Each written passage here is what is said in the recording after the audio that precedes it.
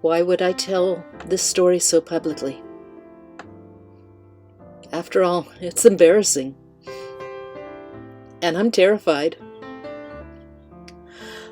I'm pretty sure I personally am done for. But yet, when I look for a business online and their website comes up as a Facebook page, or their primary contact is WhatsApp, I just want to scream from the mountaintops, no! You have no idea how fast it can all be taken away from you. Was it the blip of an algorithm, or the whim of a human staffer at Facebook that undermined my business? Did I do something wrong? Don't let this happen to you. I truly believe that small business owners should really be cautious when putting any of their eggs, well enough all of them, in the Facebook/Meta basket. My cautionary tale is not the only one out there. There are many. For me, in 2019, I had a crazy active Facebook page for my business, Bandana Blanket Company. This page had over 50,000 followers, which would comment, share posts, and shop my brand. And I'd worked hard growing this page, investing my time and spending for what my small business standards may say was a lot of money, all spent on Facebook ads. For the first time in my life, I had to actually hire help.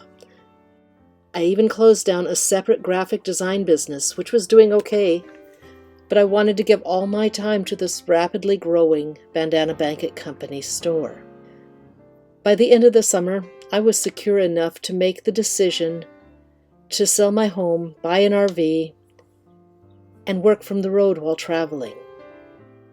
I'm an older lady, and it was going to finally be my time, my chance to see the places and do the things that life causes you to usually put off till it's too late.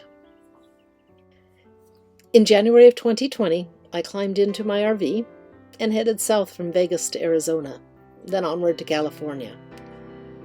One morning, while camping on the edge of the Salton Sea, I went to log into my Facebook page and start my day's work. I could not get in, but I didn't panic.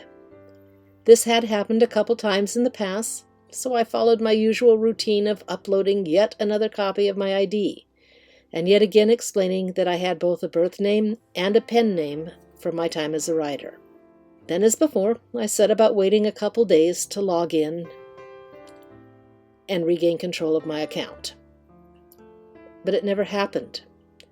There was never even a reply. No magical fix at all. I attempted several more times. Indeed, my account was soon completely deactivated. If you think it's a bitch to get help from Facebook under normal circumstances, imagine trying to get assistance from them when you don't even have an active account with them. My sales plummeted instantly. You may have noticed the dates. It was a matter of weeks before COVID set the world on fire. I can't blame Mark Zuckerberg for bad timing. I've always had that.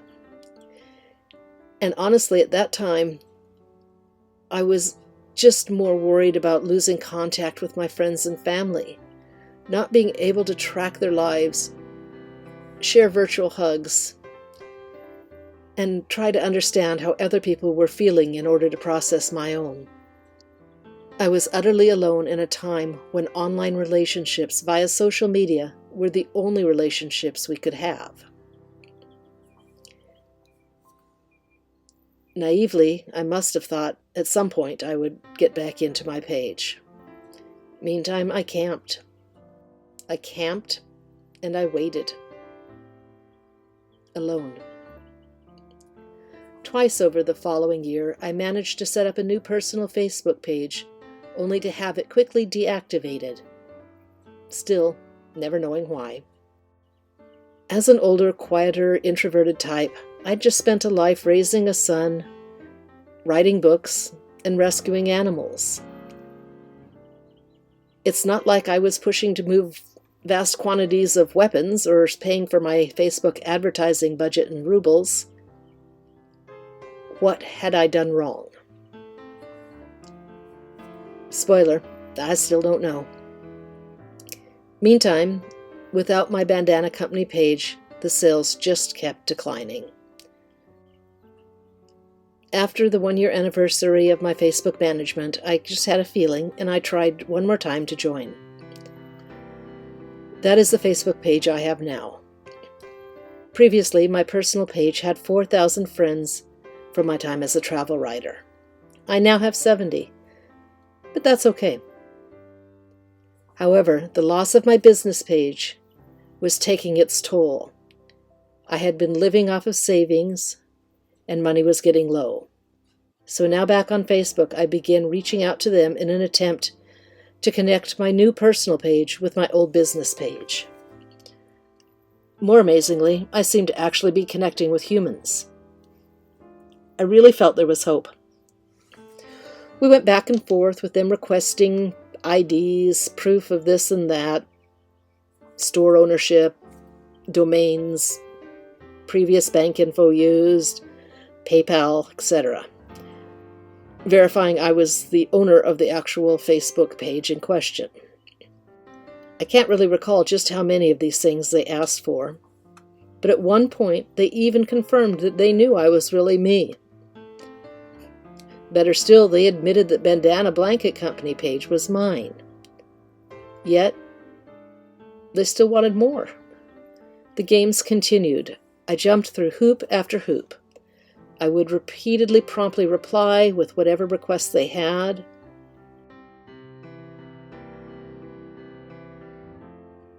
But I never once got the reply I'd hoped for that said, "Look, everything's fine. We reconnected you with your business page." Weeks and weeks and weeks went by.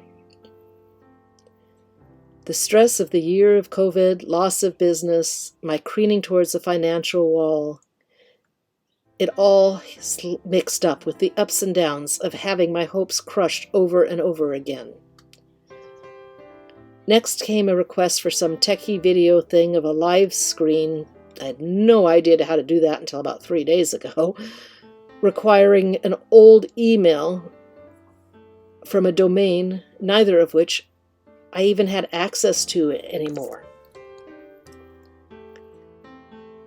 I just had to accept the fact that they were not going to help me for real.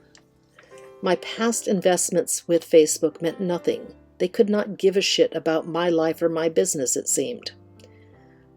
For the sake of my own mental health and depleting finances, I needed to get off this roller coaster and put my energy into starting over and rebuilding my company. Unfortunately, I was too late. I did start a new Facebook page along with other social media platforms. This time, I set about investing a little with building up my page, mostly because I didn't really have any money left to invest. You can't put all your eggs in Zuckerberg's basket when you can hardly afford to buy yourself any eggs. Even worse, I was never able to replicate the magic of that original Facebook page. I still buy ads, I grow numbers, but it never corresponds to the sales from the audience I had built before. Meantime, while all this had been going on, I downsized my life once, downsized it again. I no longer have an RV. I no longer have a vehicle. I live in an RV, rented at a roadside camp in Ensenada, Mexico. That's where I was when I realized I was completely sunk. I'm not a lazy person. I did start a second business, creating a publishing and activity book company with a focus on my first love of animals. And I'm truly content working 8 to 10 hours a day if I can at least stay alive from my work. But there are limits to how much you can build up a business when you can't afford advertising. I waited too long to stand up and realize that Facebook was not going to give me my page back. And there are those who'll say that's on me. It's true, I'm not a great business person. Many of us are not. We certainly all make mistakes. But when people make an investment of their time and money and achieve some level of success, how can it be legal or moral for Meta or any corporate entity to just take it all away? I tried. The bonus is that old Facebook page for Bandana Blanket Company is still up there. Customers with complaints, even customers who mistakenly shopped at a different store and are not my customers, can leave negative comments. There's just nobody running the show on that page. Nobody who can stop them or offer them some good customer service. But the decision to deny me access to my investment did not come from me. I've gone from making a few $100s a day to making a few $100s a month. Mercifully, the Bandana Blanket Company website itself was never a Facebook page, or I would not even have that. So for all you businesses out there using social media as your website, especially Facebook, imagine this. With the blip of an algorithm, or perhaps the whim of a Facebook staffer, you can lose even more than I did.